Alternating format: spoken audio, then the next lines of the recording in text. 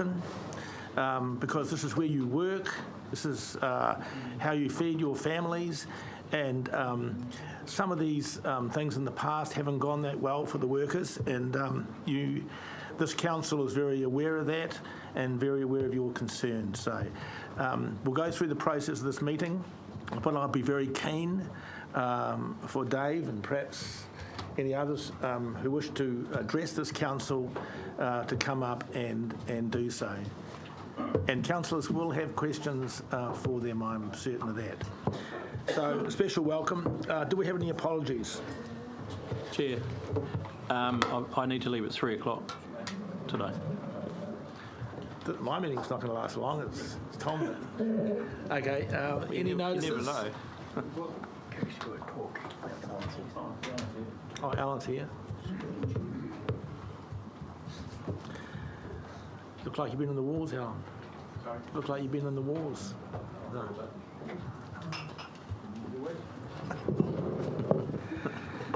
Okay, are there any notices? There are no notices, so someone to accept apologies just in case we go to 3 o'clock. We're not going to though. Neil? And a second, all those in favour? Aye. Fenton might leave early. Any conflict of interest in regard this issue? There are none. Confirmation of the minutes held on the 3rd of January. For accuracy. Do we have a mover of the minutes? Mover, seconder. Peter Bevan, thank you very much. All those in favour? Aye. So again, we only have one single decision item, and that is in regard to the port transaction, which is the reason we have our visitors here today. And it is whether we setting up of a CCO as a mechanism to proceed with this transaction if the council make the final resolution to do so. So who's presenting this? Blair? Oh, Jess is going to. So I'll hand it over to you briefly, Jess. Thank you, Chair. So we have in front of you today a statement of proposal which I'm asking for your endorsement to resolve to adopt this to go out for a consultation on the creation of a new council-controlled organisation. So the proposal was to establish a new council-controlled organisation to provide an efficient and effective structure to facilitate a potential minority sale share issue of Port of Napier Limited. Hawke's Bay Regional Council seeks feedback on the proposal. So if you do adopt the statement of proposal today, we will open a 2-week consultation on Monday. The statement of proposal will be available online and we'll be inviting feedback from the community. So happy to take any questions on this. Right, the way we're going to do this is take questions from Jess first, from councillors, and then I'm going to ask Dave to come up and say his piece. Okay? Questions, councillors? Well, Mr. Chair, just can you just walk through what a council-controlled organisation is, what's intending to do, and what is its purpose on this occasion? Sure. So, a council-controlled organisation is a wholly owned subsidiary of council. In this situation, the council-controlled organisation would be used as an entity to issue shares in the Port of Napier should we proceed to a minority share listing. And the reasoning for doing that is because it's opposed, I guess, to the other alternative is to both issue shares from Napier Port and sell shares in HBRIC, so it is seen as a more simple and effective structure to manage the process.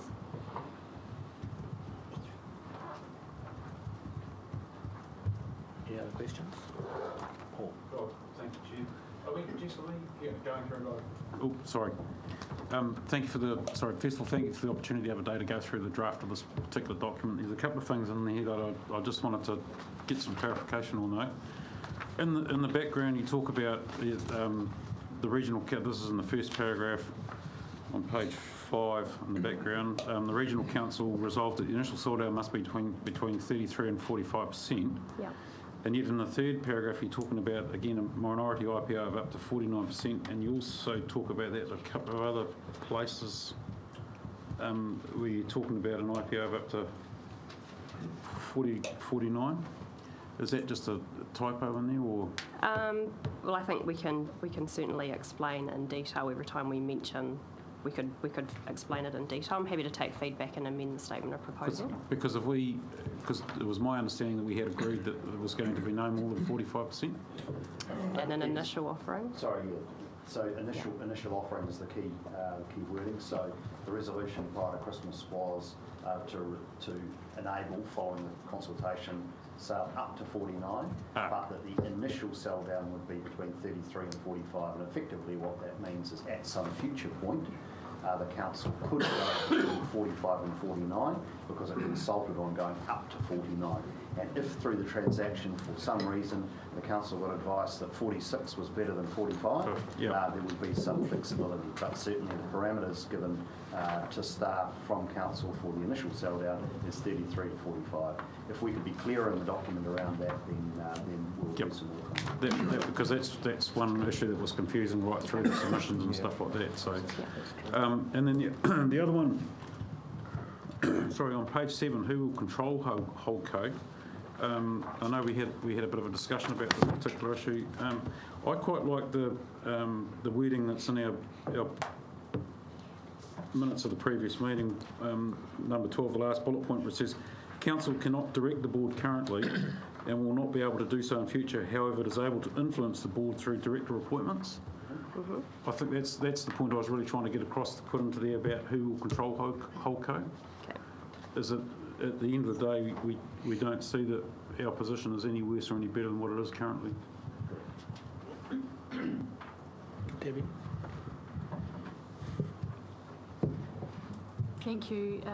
There is some public confusion around the need for HBRIC now. So if HBRIC is 100% shareholder, well, why is HBRIC not just selling the shares? And if we are going to establish a new CCO, then what is the need for HBRIC? So I'm wondering if you can elaborate on that publicly, but it might need to be made a bit clearer in the document too.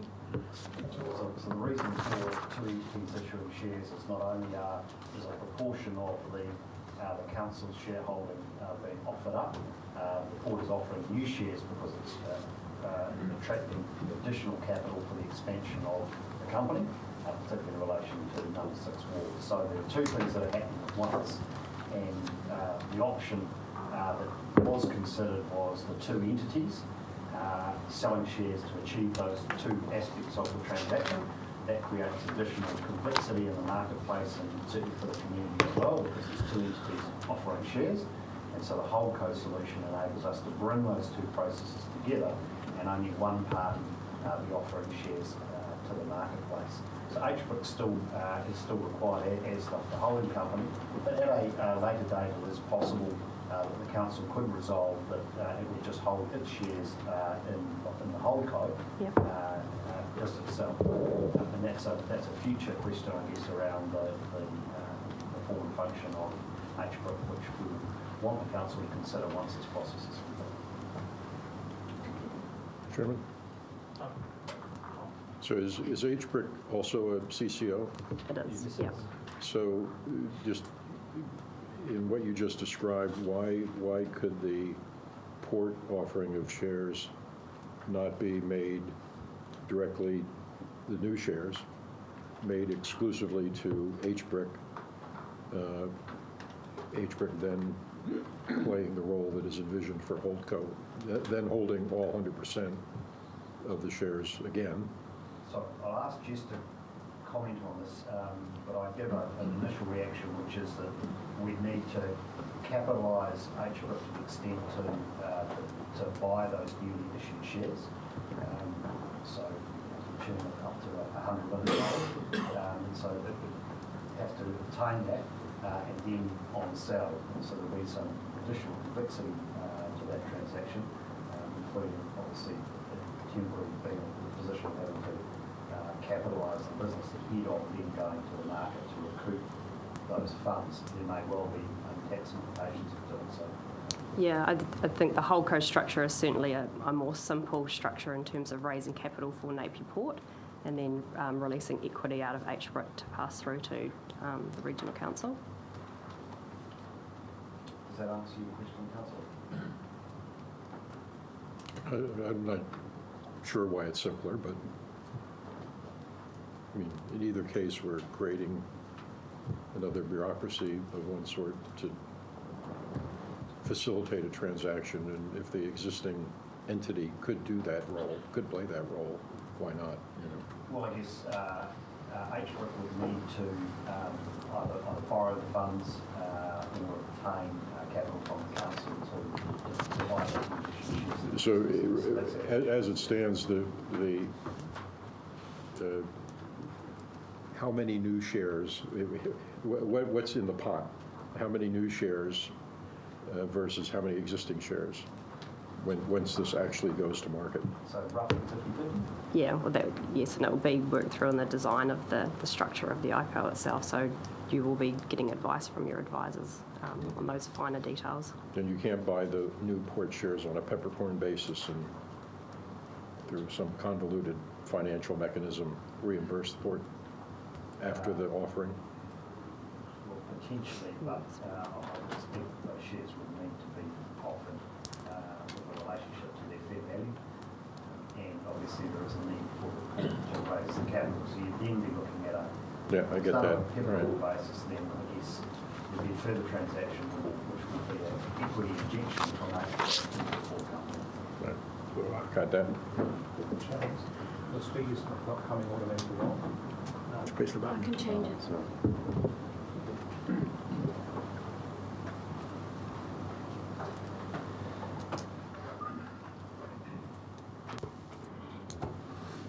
Fenton. Thank you, Chair. It appears relatively easy to set up a CCO. How hard are they to unwind? Not particularly difficult to unwind. So just in terms of it would be effectively similar to winding down any operating business. Okay. If we set it up, do we set it up with a sunset clause in it, so it effectively winds up at a certain period or a certain event? No, the intention would be that this will continue trading, this entity. Holdco? Correct. Yeah, it would be the listed entity. It'll have a name change. Okay. Yeah.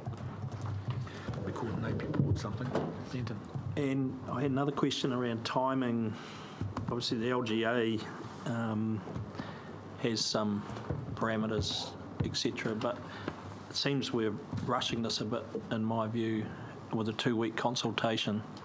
When, you know, obviously it is quite a new concept to get your head around. How do you think that's long enough? So it's not effectively a special consultation similar that we would do under in regards to a long-term plan or an annual plan type consultation. And I think the local government requirement is 1 week. So no, it's 2 weeks. It's 2 It is. Oh, there's no requirement in particular, but happy to take your feedback. If you think that we should extend the period, then we can certainly do that. I think Can I just say, essentially the bottom line is this, this is just a commercial mechanism to do what we want to achieve if we decide to go down that path.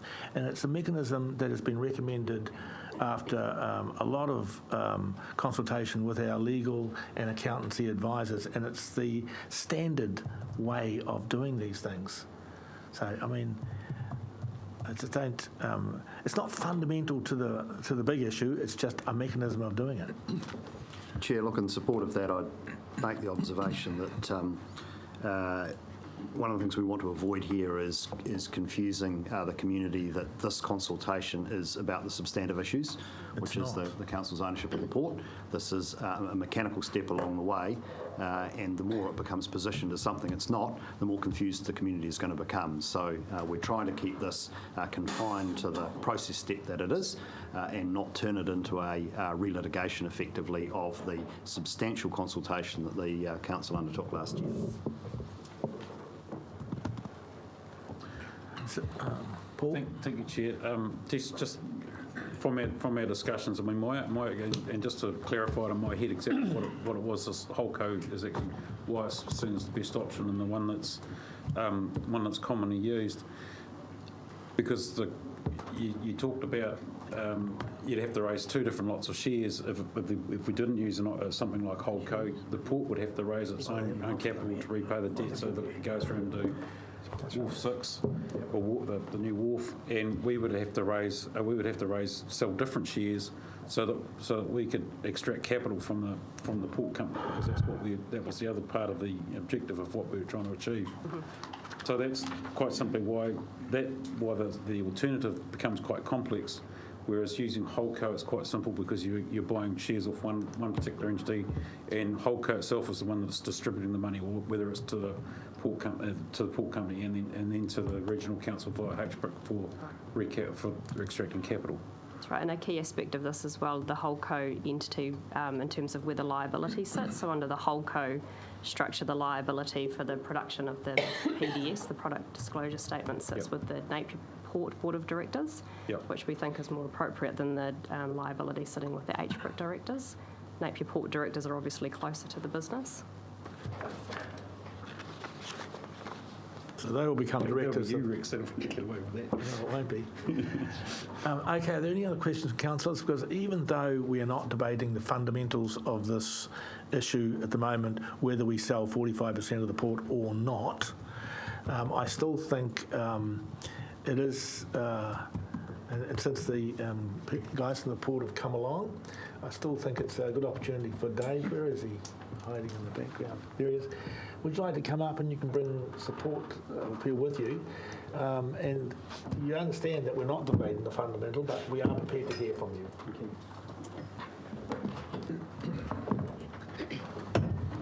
Since you've taken the time to join us here, Dave.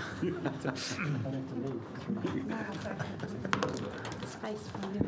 And we also, Dave, Advertising. councillors may want to have some questions for you or any one of your team too, so we'll just put a bit of time aside for that as well. Yeah, I'm sure there are others that will have questions that I'm not thinking about, so that would be appreciated. Thanks for coming, Bang.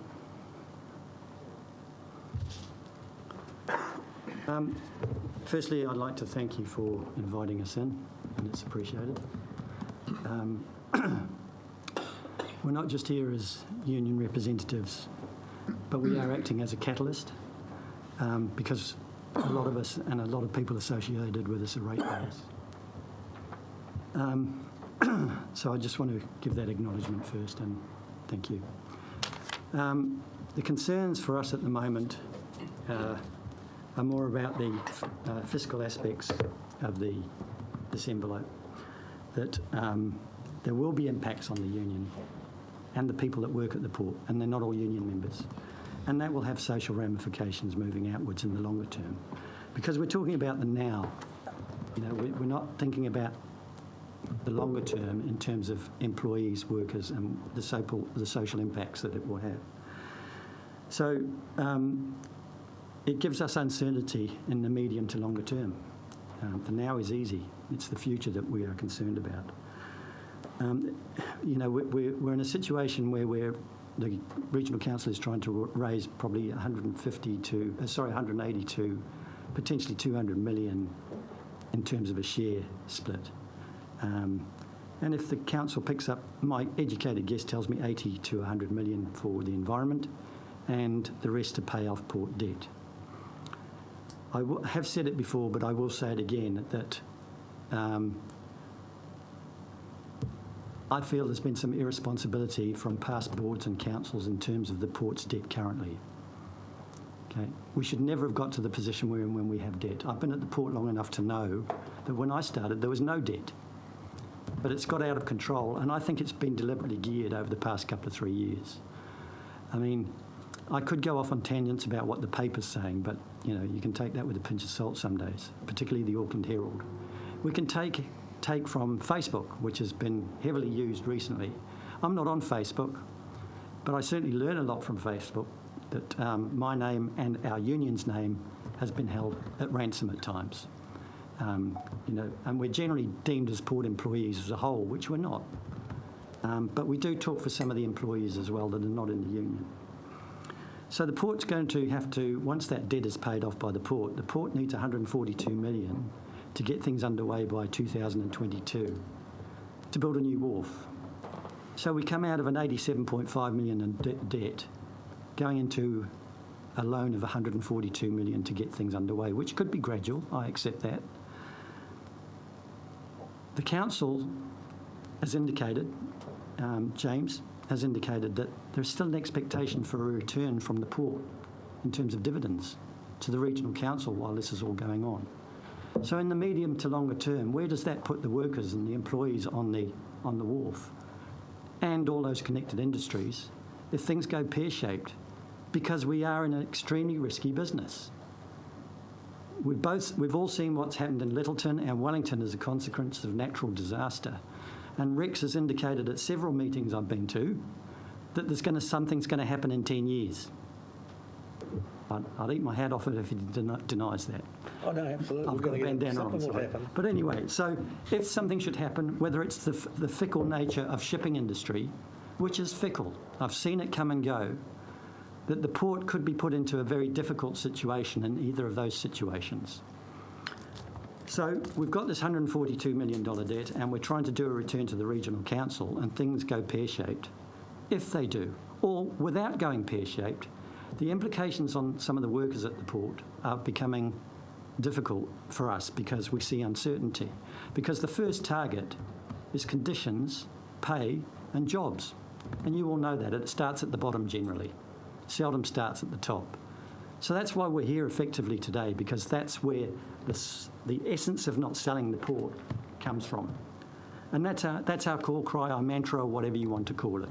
It's for those concerns now, the uncertainty. If you maintain 55% or 51%, that's fine for the council because it'll have that. But you will lose control because you don't know where these shares are going to end up. And that's another one of our worries. It'll be external influences, whether it's local or whether it's overseas, because my understanding is some councillors are indicating they want bang for the buck for their shares. And once again, this was in the paper, and it is of huge concern. Because in all the meetings that I attended, which was all of them bar one at Waipak, because we had union conference, we were trying to keep it in-house. We've talked about iwi, we've talked about Hawke's Bay people first, but now we're already in Australia, which is disappointing. We talked about the Kiwi Saver and all the monies that can be raised internally from a domestic perspective. So I'm sure other people have thoughts on that. I do have concerns around the next submission stage because it's not actually 2 weeks and I'm not sure if we're in a leap year. But if you look at the dates, it's only going to give people 10 or 11 days to do submissions, which includes weekends. So I think that needs a revisit because, February is only a short month. So it's not actually 14 days if you calculate that out. So that's where I come from on behalf of my members. I want to thank them for turning up today and appreciate your efforts and everything going forward. So thank you, Council. Thank you, Dave. Stay there. No, I don't want the hard part. No, but councillors might have some thoughts and questions to you. Are there any questions for Paul? Thanks, Dave. You mentioned that you thought that the consultation period of 2 weeks was too short. Have you got any thoughts on what would be a reasonable consultation period? Off the top of my head, a month. I felt that the last one was a shambles. I'll say that. We know it was. I know James spoke at the last council meeting, which we couldn't respond to, about it being on the radio, being on wherever in the newspapers and everywhere. But, I know 3 people that I can say in this room that never received them, and there's more. It just didn't go properly. So it has to, when the council does these things, they need to do it right and do it once. But seeing them blow off down the road out where I live in tens of copies, my wife, who's here today, has actually got a picture of them, which she sent to the council. We need to be careful about how we're doing submissions, and you've got a lot of old people out there. Don't want computers. My mother, no computer. You know, she's not online, doesn't have a cell phone. At home, nor do I. Where I live, there's no cell phone coverage. Those are the aspects we need to take into account from my perspective and from my union's perspective. Neil, do you want- Yeah, just There's just one other thing that I will be clear on. We're not against the port expansion. We do believe that it needs to grow. The problem is around the package that has been presented to the people of Hawke's Bay. We have concerns about the medium to long-term aspects of how that's going to impact on the union and how that will impact on the people of Hawke's Bay. Well, essentially, Mr Chair, my question to Dave is there any hesitation, reluctance at all about the development taking place, not only of Wharf 6, but all the associated developments that are indicated from the No, there's not. We know we need to grow. Yeah. We know that the wall of wood is out there. We know that we need to get cruise ships off Five Wharf. We need to get them into other... Well, they can stay on Five Wharf if we get the new wharf. But, you know, we understand that in the season we are somewhat confined with shipping windows and all that sort of thing. And either way, in terms of the money needs to be borrowed for that. You've indicated 140 odd million. There's an acceptance that that level of debt is required. Whichever way we cut this, we're going to have to spend the money, raise the money, and hold that as debt. Sorry, Neil, I don't know who they've got the quotes from, because today quotes can be all over the place and we can be misled on what the actual costs are. Yeah. I can't comment on that. Yeah, I think we're equally in the ballpark. You know, Growth is important. Yeah. Get it. It needs to be funded, and But it's how it's funded. yeah, okay. Yeah. But there's no hesitation about doing it. Any other questions for Dave? Any other thoughts around this while he's still there? Fenton. I just had a and question. Rick. Sorry. Fenton first. I just had a question through you, Chair, to the Finance Manager. If this consultation took a month, it doesn't mean that other work that's going on as far as due diligence goes around a potential IPO needs to be halted or changed in any way? No. So a month's consultation really is not going to have a material difference on any other work? No, it was really the timetable worked in terms of aligning with having hearings and bringing a decision back to you ahead of your April decision that we're anticipating you will make. So that was really how the timetable was designed, and also we expect the long-term plan amendment to come back to you in March, but certainly we can be flexible in extending the consultation period. It won't have an impact on any other work streams. Thank you. So just a follow-up question. So if we extended the period, like Dave's quite right, the maths are pretty simple here, is about 11 days or something of consultation. We could easily extend that for, let's say, a week without compromising the timeframes at all. Certainly, yeah. The week out to the concluding on the 8th of March would still work. So despite what the chairman says, the public, however well we think we try to communicate what this consultation is about, it will become a second consultation. That's right. On the merits of the proposition. What becomes of such submissions? So the submissions will be, the submissions we're asking, we're not asking people to tick a box whether that yes or no they like the statement of proposal. We're inviting feedback around what people like about the proposal and what they don't like. This proposal? On this proposal. The structure? On the structure. So, but if I put in a submission that says, I think you guys are crazy and shouldn't be selling the port, or you should raise the money from, I don't know, trade union treasuries, we throw those out. We'll still analyse those. Because they have no relevance to this. We'll analyse those submissions, and we will provide you with a report which analyses all the submissions, and you will receive all the submissions to read. I think, to be brutally frank, the decision-making provisions of the Local Government Act are such that if the submission material is wide of the mark of what's actually being consulted on, you won't have significant obligations or even obligations at all to necessarily take it into account in your decision-making. All right. Could I ask what will be the wording around the next lot of submission, the submission process, and how many sort of options are you going to put out there? Because I think the last time it was a little confusing. Are you able to elaborate on that? So contained in today's papers is a draft of the document to be put out there. It puts the holdco option as the option against the status quo and doesn't provide alternative options. They've been effectively discounted. So it's a pretty simple status quo or go with this model, not a whole menu of options. Okay, thank you. Paul? Thank you, Chair. The only question for me that remains then is the distribution of the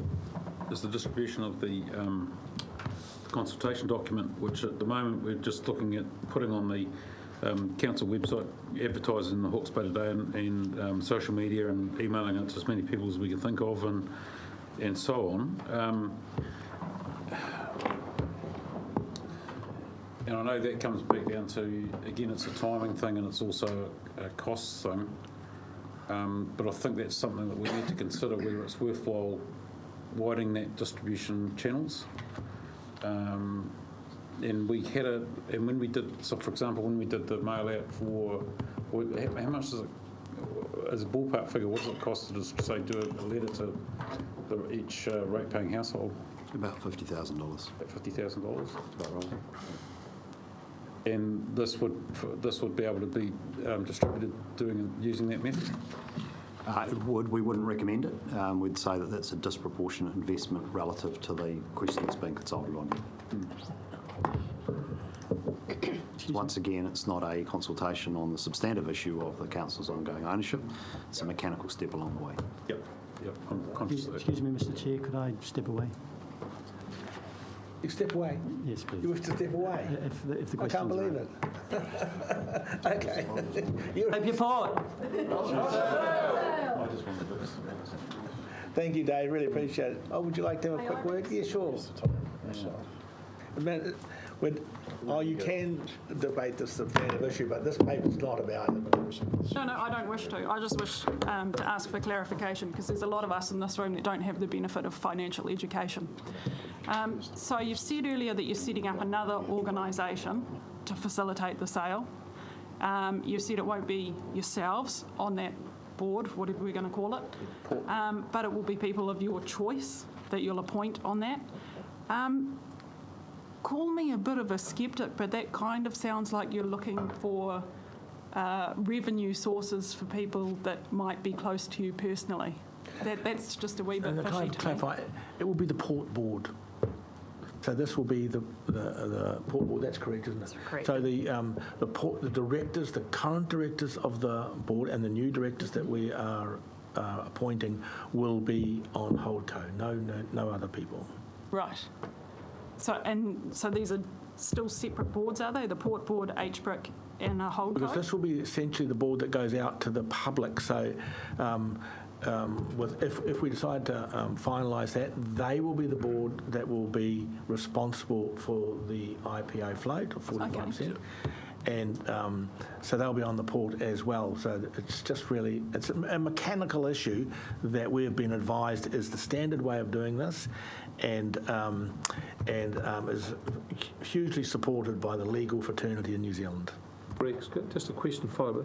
If a person's a director of the Port of Napier and they are also a director on Holdco, will they receive 2 salaries or 2 drawings for that? No. Thank you, Rick. Oh, did you wonder? Oh, that was the point. Get to the core of it sometimes. No, they won't. No, it's a fair enough point. No, it's a good But point. I think the other thing too is that what's not made clear here is that if you are a director of the Port of Napier, then there's all of those things that you are legally liable for, bound for, as the director of the Port of Napier. But if the person then transits to Holdco to do another job, then it's a completely different legal entity which has a different liabilities. So they're using 2 different entities for legal purposes, but it's essentially the same job. So, and essentially, it could be a bit of a merry-go-round. It is, exactly that, but for a good reason. Right. Sounds like it would have a lot of extra costs associated with it. No, it's just a different legal entity. Okay. It's like we met this morning as the Environment Committee, and it's exactly the same group of people who are sitting around this afternoon meeting as the council just a different hat for the purpose at hand. Okay. Thank you. But thanks for your, I hadn't thought of that, but no, they're not getting any extra money. All thinking about it. I like the T-shirt, the play on the Sex Pistols.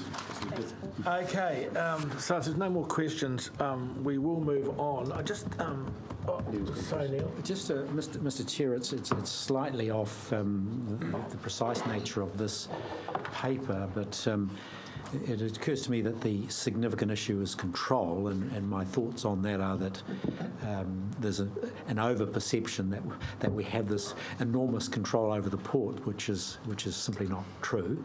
But I just wondered whether the Chief Executive may wish to comment on the mechanisms that can be installed in the Statement of Corporate Intent or any other vehicle which will be in play, whichever way this goes, to manage or, if you like, to implement control, to maintain control. Can you give us some perspective on what would happen in the future and how we would manage it from this council's perspective?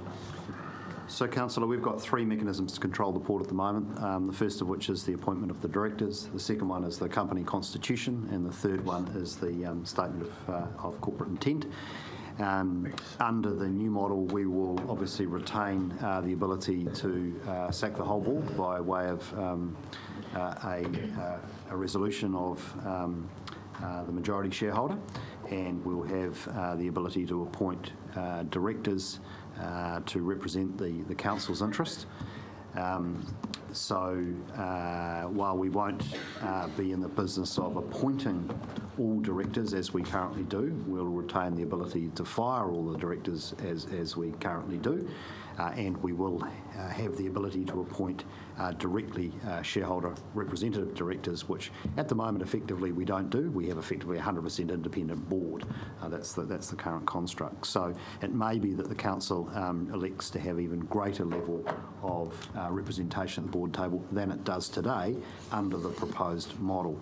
With respect to the constitution and statement of intent, both of those are subject to the work streams going on at the moment about how they might be crafted differently or the same to the way they are at the moment for the new publicly listed company. The Constitution enables us to put in there some particular protections around the council's interest, and the statement of intent as a mechanism is a way of the council and the other shareholders in the business expressing their views about the strategic direction of the business. And so we bring some advice back to you on what we believe should be contained within there.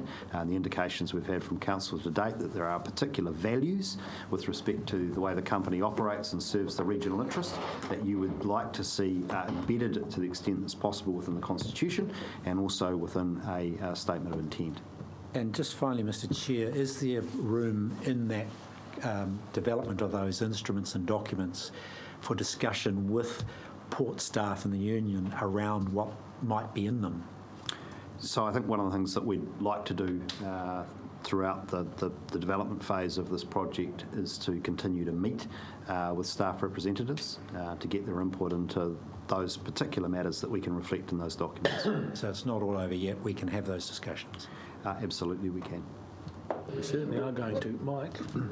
So if I or a company bought shares and then after a few years wanted to sell them, is there any obligation to have to offer them back to the port rather than sell them to anybody else in the world? No, there's not. This is a public listed company, and anyone can buy shares in a New Zealand public listed company, and they're freely tradable. What tends to happen is, people who are interested tend to be within the rohe of New Zealand. For instance, the super funds and who are desperate for investments. It's not because we are holding, a large share. We do expect that to happen like that. But anyone can buy and then sell their shares. It's a public listed company. They're freely tradable.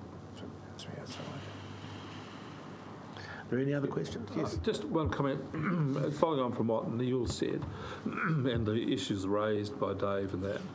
I just want to make it clear that it's not this council's intention to see any benefits derived from the Port of Napier at the expense of its staff and its employees. Absolutely clear on that. And we're going to do our best to make sure that's very clear to all the way through the process and to any other potential investors in it. This is our view on it. We want to be absolutely clear about that. Thank you, Rick. Right, now just before we go to these recommendations, do you want to extend it, the consultation for 1 week? 1 week. Rex, could I suggest potentially we could put the statement of proposal up on our website on Friday, the 15th of February, and we could close the consultation on the 11th of March, which gives just over 3 weeks. Good. Okay. That work? Everyone happy with that? Yep. So now we incorporate that in. Oh, that it has to be incorporated to the entire paper, doesn't it? Because the recommendations here are basically that we set up a CCO. That's the basis of the recommendations. So we've got...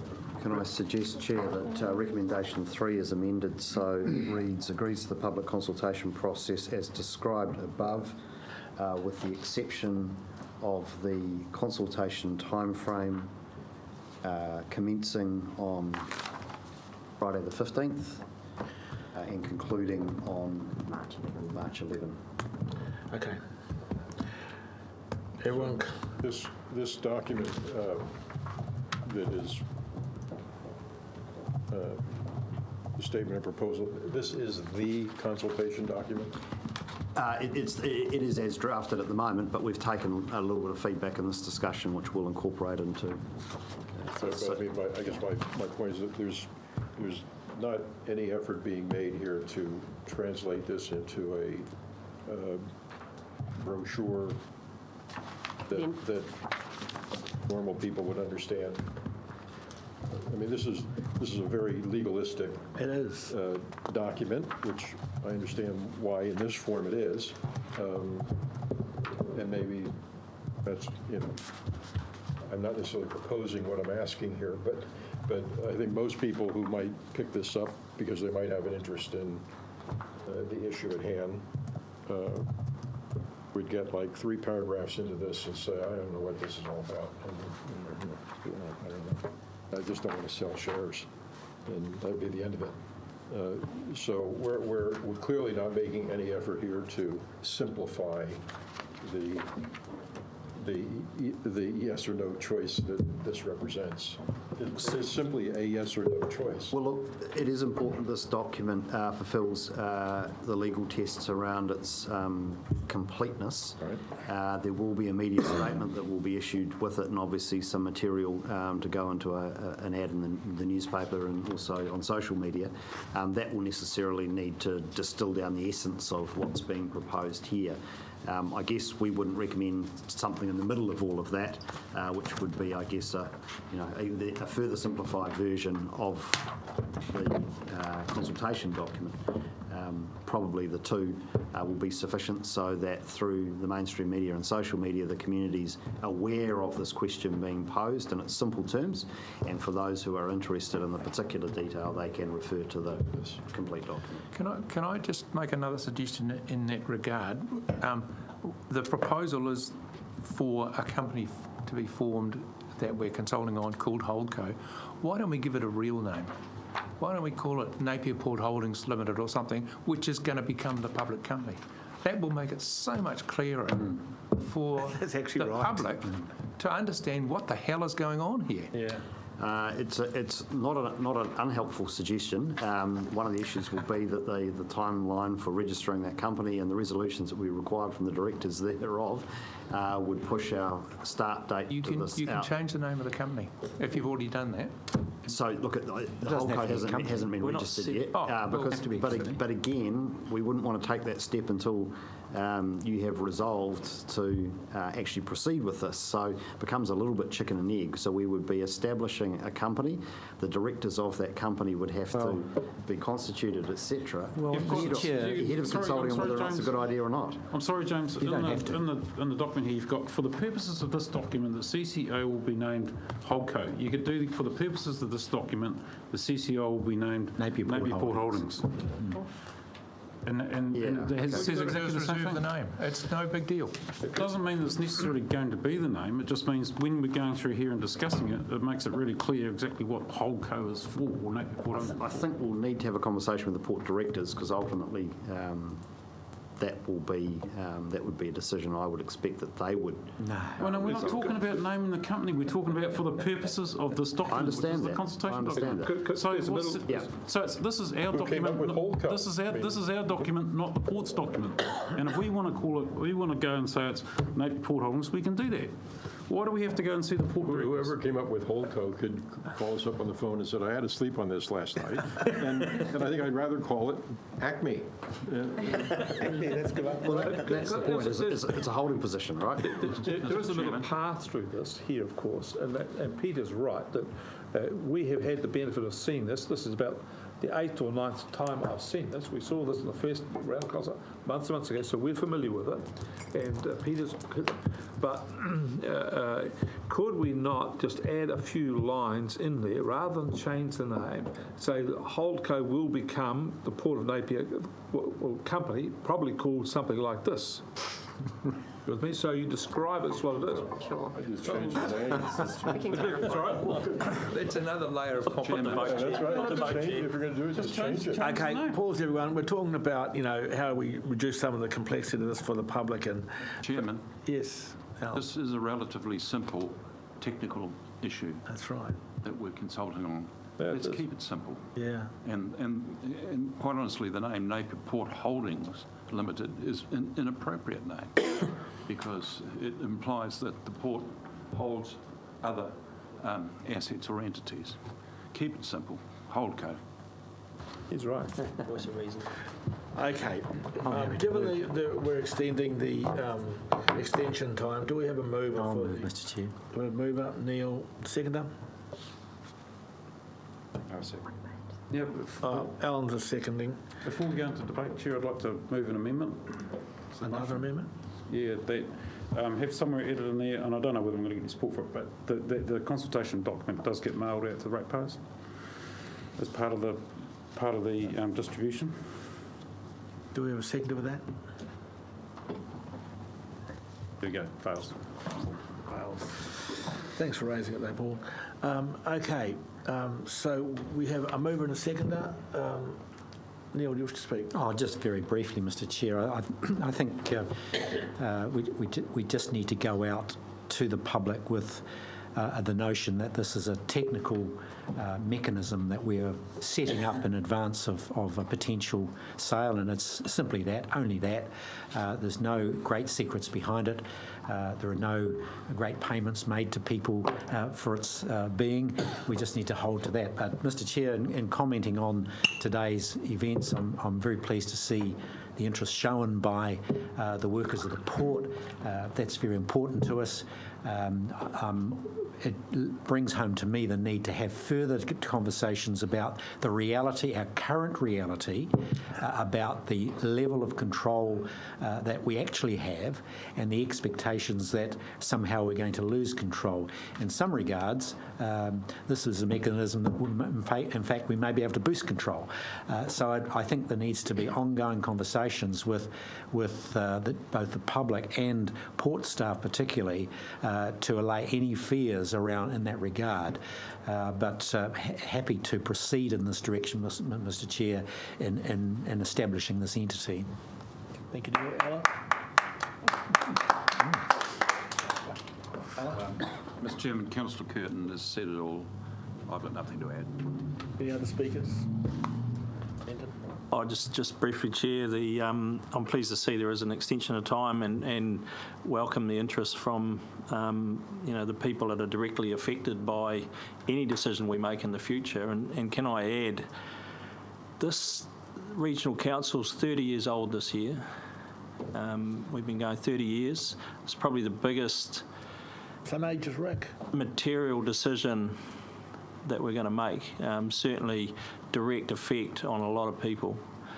And, I'd be loath to think that we're going to try and rush it through in any aspect of this discussion, whether it be this particular process or anything else that we have to digest and counter and make sure we understand on the way through. So look, it's election year, I don't care about that. We've got to make sure this decision is made practically and with eyes fully open.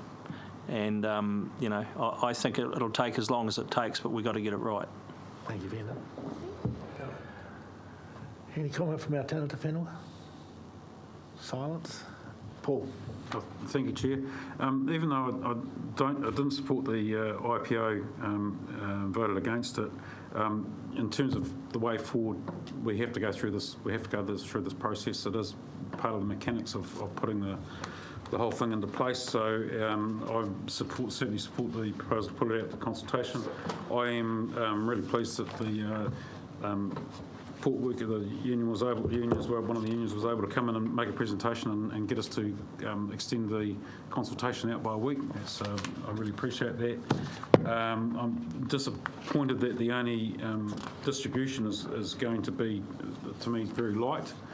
Because even though this is only a very little mechanical issue, I also am very conscious of the public, some of the public's discontent or concerns about the way that HBRIC has gone.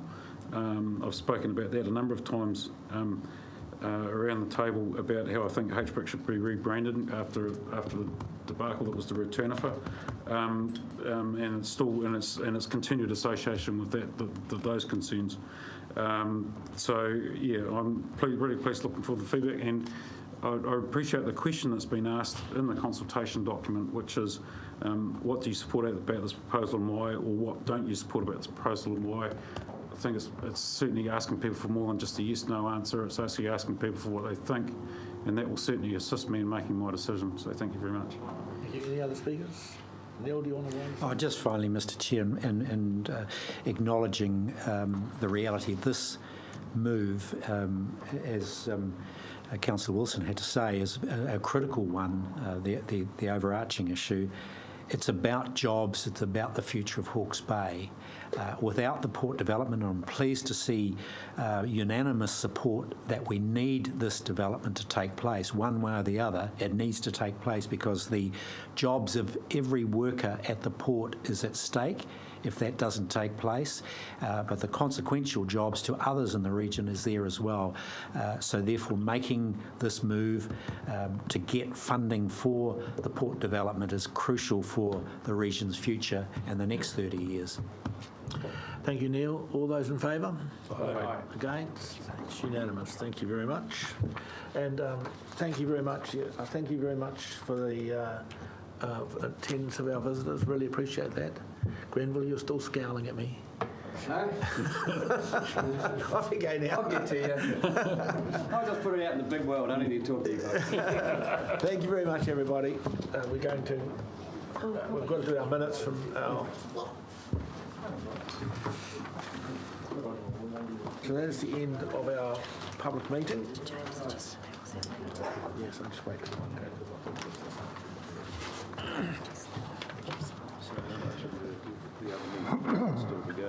Most of it. Most of it. Okay, now we've just got to move into public security just to go through our minutes of the... Just these two tangata whenua people stay? Yeah. Can we have someone move us in to public excluded and include our two tangata whenua in the meeting? We'll move. And seconded. All those favour? Aye. Aye. Okay, the minutes of that meeting I don't have.